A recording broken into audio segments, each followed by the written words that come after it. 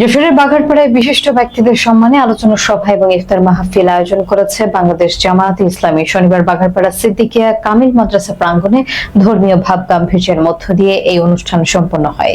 শহীদুল ইসলামের প্রতিবেদনে দেখুন বিস্তারিত। পবিত্র মাহে রমজান উপলক্ষে যশোরের বাঘারপাড়ায় বাংলাদেশ জামায়াতে ইসলামী উপজেলা শাখার উদ্যোগে এক জমকালো ইফতার ও দোয়া মাহফিল অনুষ্ঠিত হয়েছে।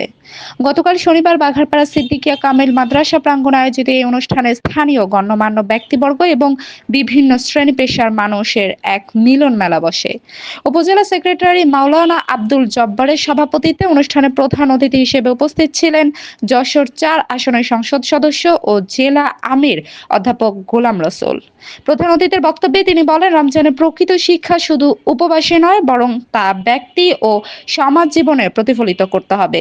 নৈতিক ও মানবিক মূল্যবোধ সম্পন্ন সমাজ গড়তে ইসলামের আদর্শ অনুসরণের ওপর তিনি বিশেষ গুরুত্ব আরোপ করেন।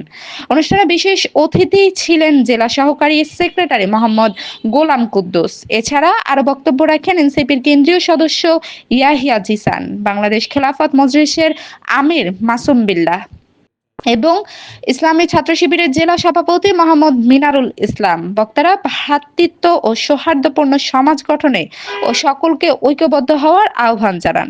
ইফতারের পূর্ব মুহূর্তে দেশ ও জাতির সমৃদ্ধি কামনায় বিশেষ মোনাজাত করা হয়। পথে আগাতে পারবে। আমরা দেখেছি ২৪-এর গণবিপ্লবে একটু ঐক্য ছিল, যার কোনো একটা ফ্যাসিবাদী সরকারের পরিবর্তন হয়েছিল।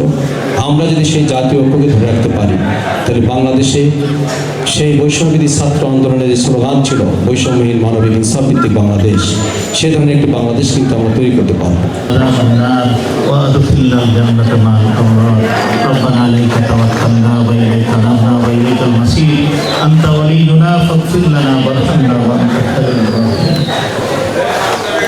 اللهم إنا نسألك الهدى والتقى والعفاف والغنى.